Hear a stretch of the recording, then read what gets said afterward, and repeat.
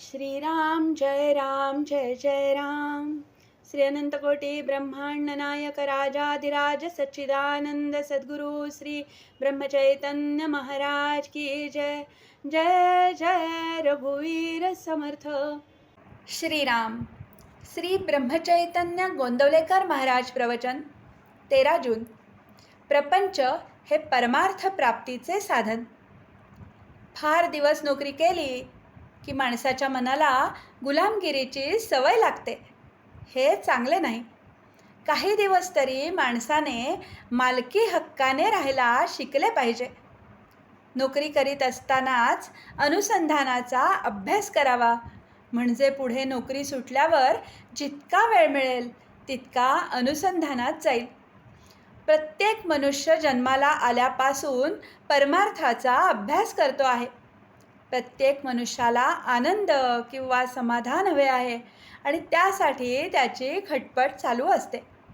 खरोखर परमार्थाला दुसऱ्याची गरजच नाही. मग दुसरा कोणी आपला परमार्थ बिघडवेल कसा? जगात जे आहे ते सर्व चांगले आहे, आपणच तेवढे बरे नाही.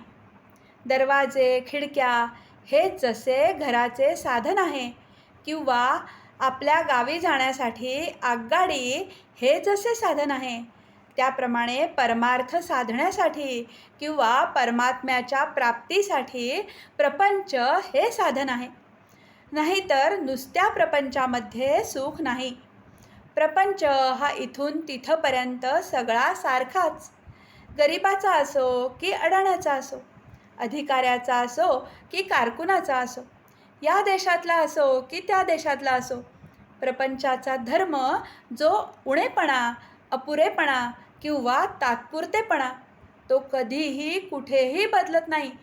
म्हणून जे आपल्यापाशी नाही ते ज्याच्यापाशी आहे त्याच्या प्रपंचाला पाहून आपण भुलून जाऊ नये. आहे त्यात समाधान ठेवावे. परमार्थात अधिकार कुणी कुणाला देऊन येत नसतो. आपला अधिकार आपल्या कृतीवर अवलंबून असतो. परमार्थाची जाणीव जेवढी दुःखात होते तेवढी सुखात असताना होत नाही. ते सुख शेवटी दुःखातच लोटते.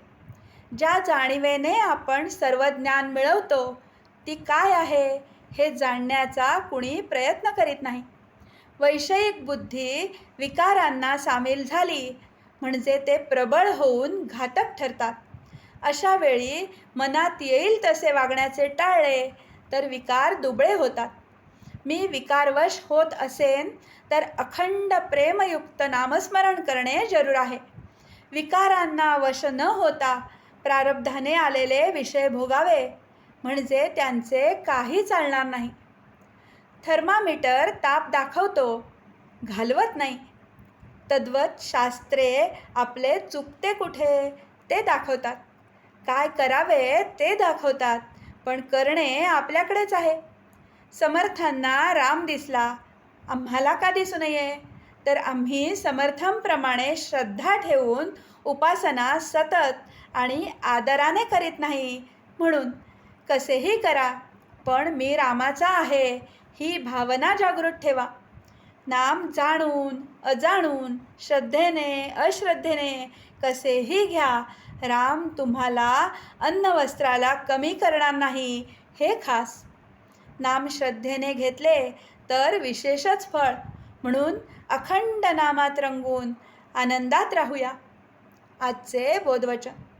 सुखाने प्रपंच करा, पण त्यामध्ये भगवंताचे अनुसंधान ठेवा, हेच माझे तुम्हाला सांगणे आहे. जानकी जीवन स्मरण. जय जय राम.